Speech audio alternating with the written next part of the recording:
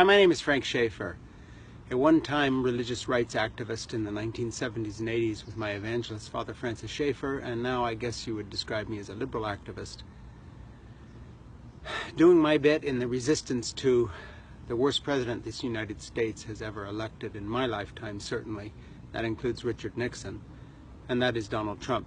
But, you know, as we talk about impeachment and hearings and Russia and Putin and corruption and the nepotism of his family and Breitbart.com and all these other people, let's not lose track of something. The only reason Donald Trump is president is because we had a black president, and the resentment of the white oligarchy and the racist and the xenophobic white evangelicals who designed an entire Christian school movement in the 70s and 80s to try to end-run integration. These people who followed people like the segregationist Jerry Falwell Sr., whose son now runs Liberty University, are reacting to the first black presidency. And their reaction was to elect the most unqualified president to replace perhaps the best president this country's had in my lifetime, the most erudite, the most educated, the most well-spoken, the best temperament we've had in a president that I can remember, a true leader. And it's almost like a parody of something like Paradise Lost or Satan's Fall from Heaven, whatever it might be. The reaction against this wonderful figure of President Obama, who endured an 8-year slow-motion lynching by the white mob, the oligarchs, the alt-right, the white supremacists, and all the rest of it.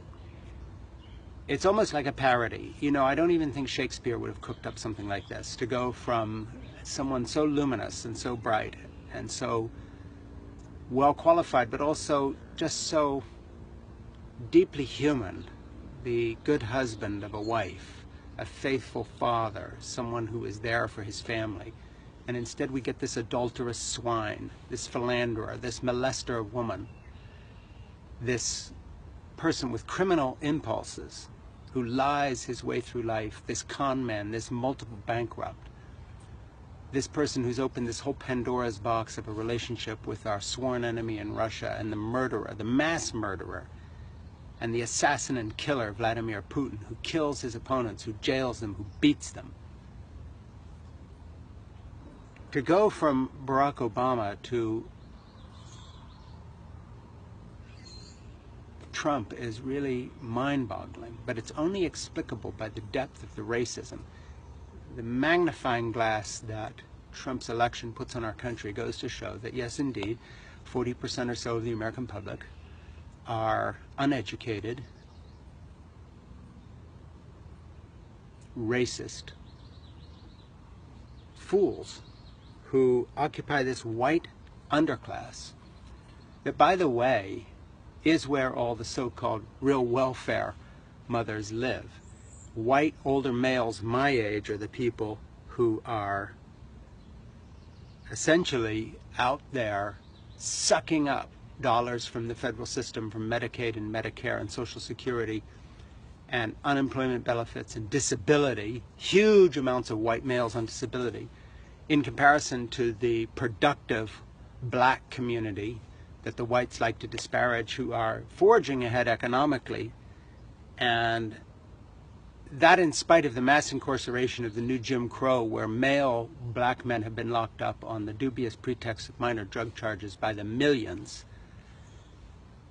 to try to control that population out of black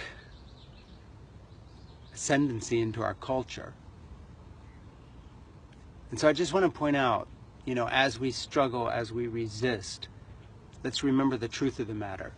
The entire fiasco of Trump is made possible by the resentment of white fools, from the billionaire oligarchs and people like Jeff Sessions and Mike Pence, all the way down to the know-nothing twits flying Confederate flags on the back of their stupid pickup trucks, roaring up and down highways. This entire stupid movement, this fart in the wind, which will blow away and be replaced by a multicultural, decent, fair society that will look at this moment with mind-boggling propensity, saying, what on earth was this about? Just remember this. It is the reaction to a first black president. And otherwise, none of this is explicable, especially the fact that the Republican Party continues to go along with this mentally unstable, unfit fool. Can only be explained by the continuing reaction and obstruction that they cannot get out of the habit of. They're still obstructing the Obama presidency, even though Obama is no longer president. Go figure. Thank you. My name is Frank Schaeffer.